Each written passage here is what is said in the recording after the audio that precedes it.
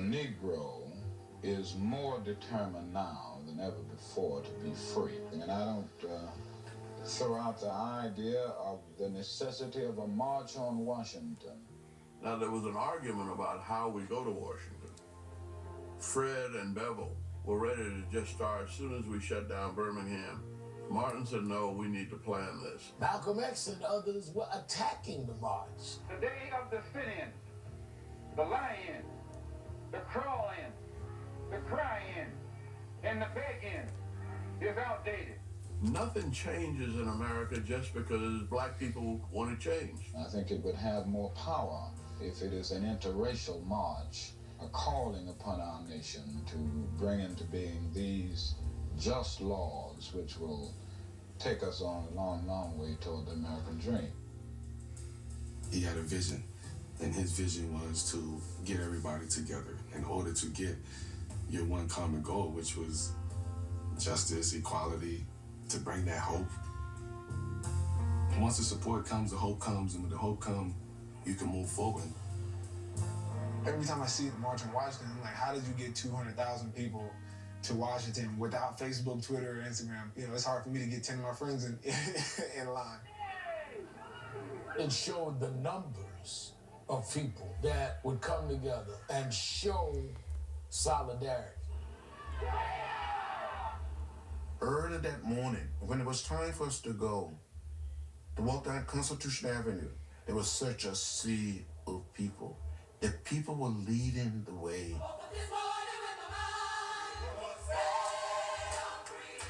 It was almost like, there go my people. Let me catch up with them.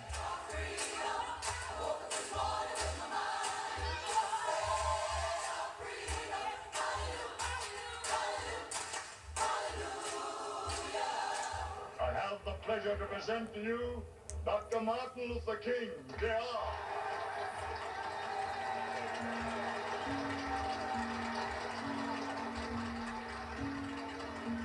He made the major address at the March on Washington and defined the movement for the whole nation. I am happy to join with you today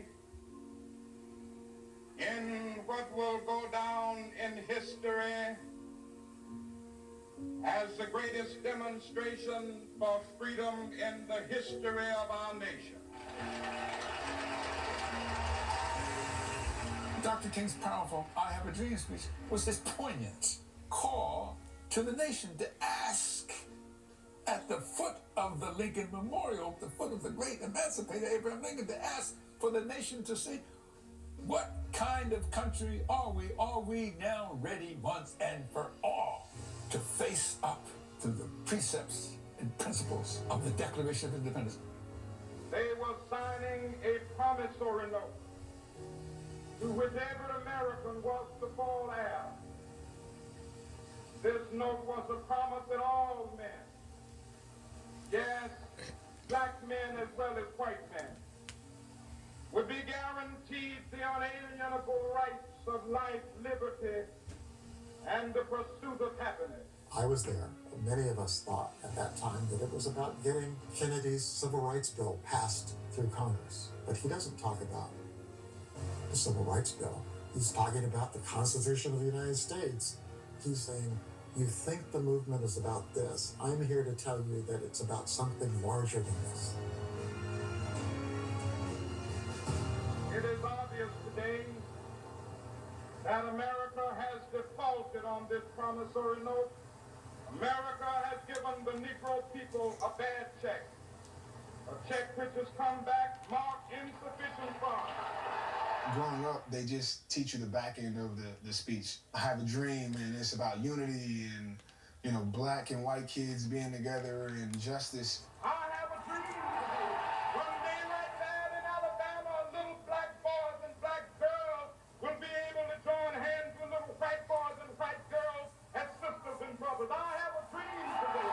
You get caught up in the poetic rhythm of the back end of that speech, but the front of it was all challenges, and they were not like idle words. He was warning America that this is something that needs to change. We will not stop until justice is served. Now is the time to to make real the promises of democracy. Hearing that now as an adult, that changes my mind. Even when I think about what a nonviolent demonstration looks like, it's not passive, it's not weak. You're demanding for people to see you as a real threat. And it might not be a physical threat, but we will change something and we'll shake it up and we'll not stop until you get what you want. And then that, to me, was real strength. He turned the marble steps of the Lincoln Memorial into a modern day pulpit. And he preached that day. He did.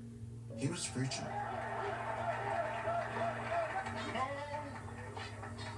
No, we are not satisfied, and we will not be satisfied until justice rolls down like water and righteousness like a mighty stream.